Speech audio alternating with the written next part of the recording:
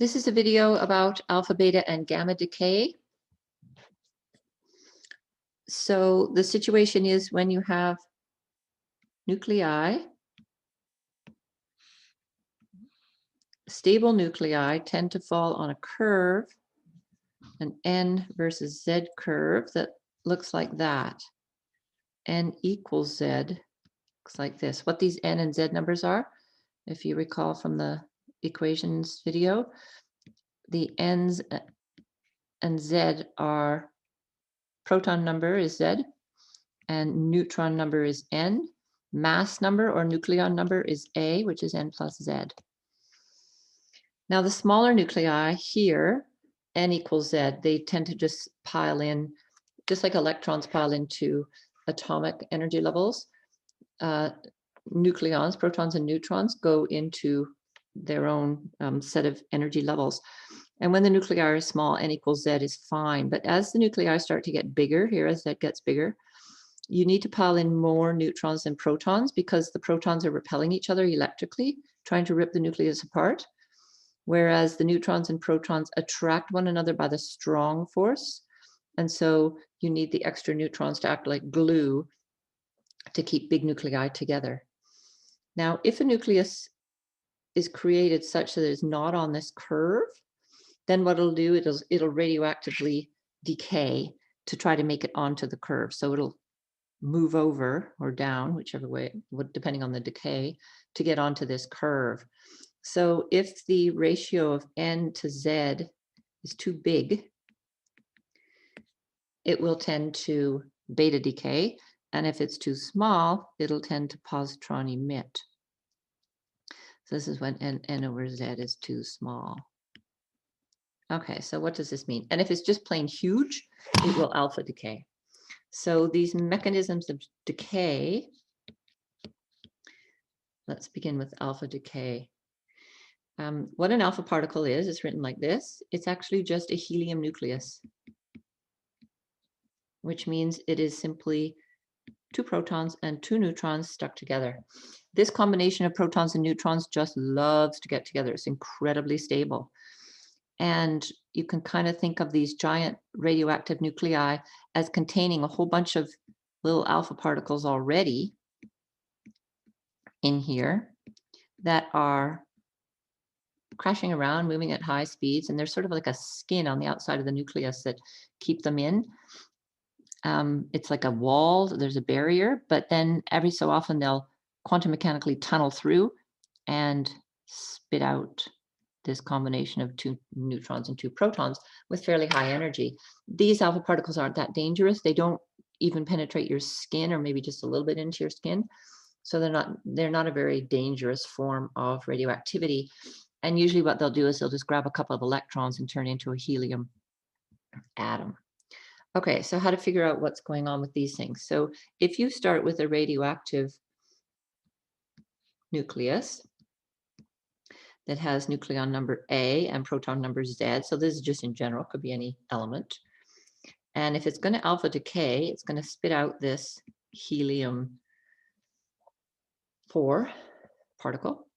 And so then what happens is the daughter, so this X is called the parent, the Y is called the daughter. The A number has to go down by 4 because these numbers have to add to equal this number. And then the Z number has to go down by 2 because Z minus 2 plus 2 equals Z. And then you're going to have some kinetic energy of these daughter nuclei, the alpha and the Y. And to figure out whether this is possible, you simply have to do the mass. If the mass of this is greater than the mass of the alpha plus the mass of the Y, the excess mass is going to be this kinetic energy. Okay, I'll talk about how you get those masses a little bit later. So that's alpha decay. And then there's beta decay. Oops. So beta minus decay.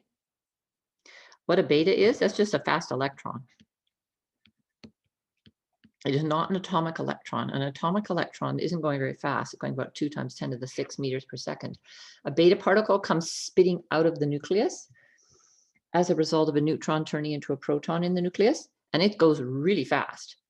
So, so it can be going at speeds like 0.999 the speed of light. Now, these are much more dangerous than alphas. These will go right into your body, rip electrons off the cells in your body, and definitely damage you. This is what radioactivity is. And so what's actually going on when you have beta decay is if this parent nucleus has too many neutrons and not enough protons, then it emits this beta. And this is a fairly common kind of radioactive decay. Now, a beta has a 0 here because of a beta is not a neutron or a proton. It doesn't have any A number. And the charge on it is -1 because it's got the same charge as a proton, but it's -1. And so then the daughter, A stays the same, but the Z number goes up by 1. And then you have kinetic energy of these particles as well. Okay, so this is actually an element turning into a different element. So if the Z number, remember the Z number is what determines the element. So Z equals 6 is carbon. Z equals 7 is nitrogen. So this is an example of carbon turning into nitrogen. And this is the only way you can get elements to turn into different elements. Chemical reactions don't do it, only nuclear reactions. So what's actually going on inside the nucleus is a neutron turns into a proton plus an electron plus what's called an antineutrino, this particle. And in order to conserve energy and in order to conserve what's called lepton number, you have to have this particle antineutrino. And it was quite late on the scene of being discovered. They were ready to abandon conservation of energy because there was missing energy when they observed beta decay. And then it wasn't until about the 1930s that they discovered the neutrino, and then they didn't have to abandon conservation of energy. Now, a neutron is unstable anyway, whether it's in the nucleus or not. If you take a neutron out of the nucleus and just put it in air, in about 15 minutes, it'll turn into a proton and spit out an electron and this antineutrino. Okay, so, and then another mechanism of decay is what's called positron emission.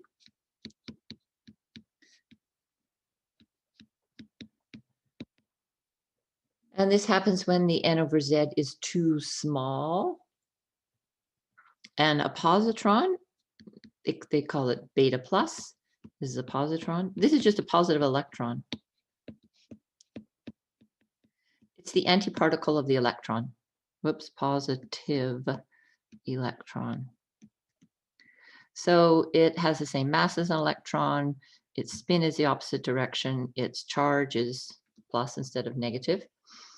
And if a positron and an electron were to meet in the air, they would annihilate each other and turn into 2 gamma rays. So this is the antiparticle.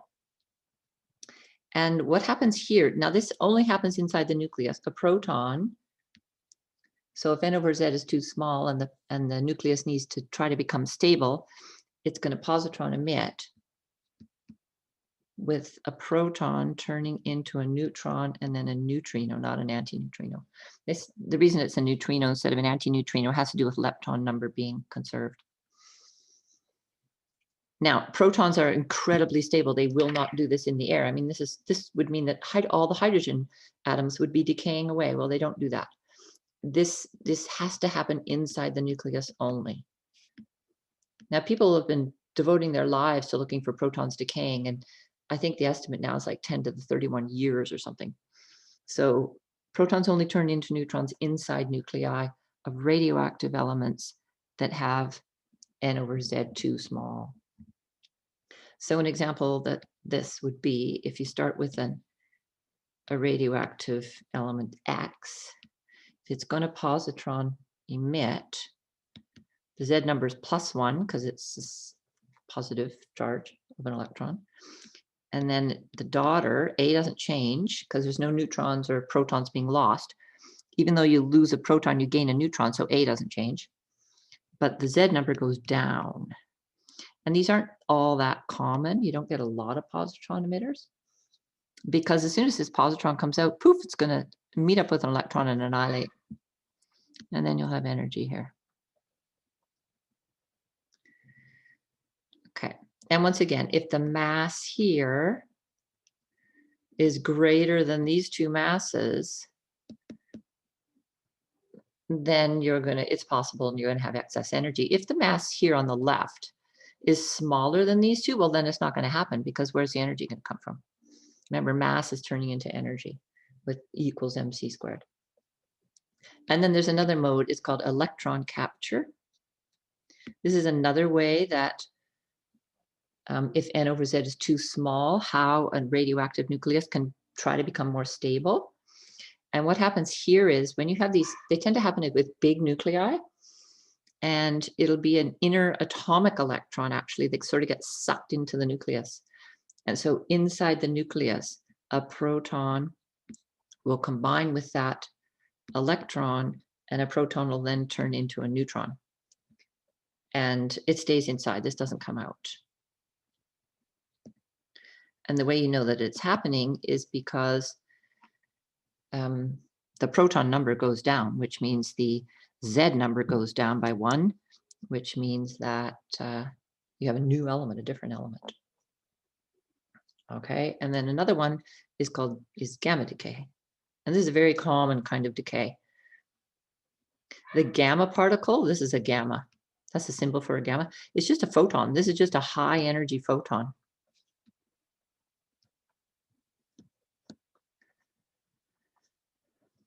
And it has no Z number, it has no A number, it has no, it's just a photon, it's pure energy. And so the way that you depict what's going on here is it usually just happens when you have an excited state. So this star means it's an excited state of this radioactive nucleus, and it'll just give off some energy in the form of gamma rays. Often it's 2, but it could be 1, to become, this is just more stable. Now, often this is not all that stable. It goes on to alpha or beta or do some other kind of decay. The energies of these photons are very high energies. These are extremely dangerous. These will just go right through your body, ripping electrons and ionizing your atoms and destroying nuclei of cells. And these are extremely dangerous, these gamma rays. This is also what you would have if you were having radiation treatment, like for zapping a tumor.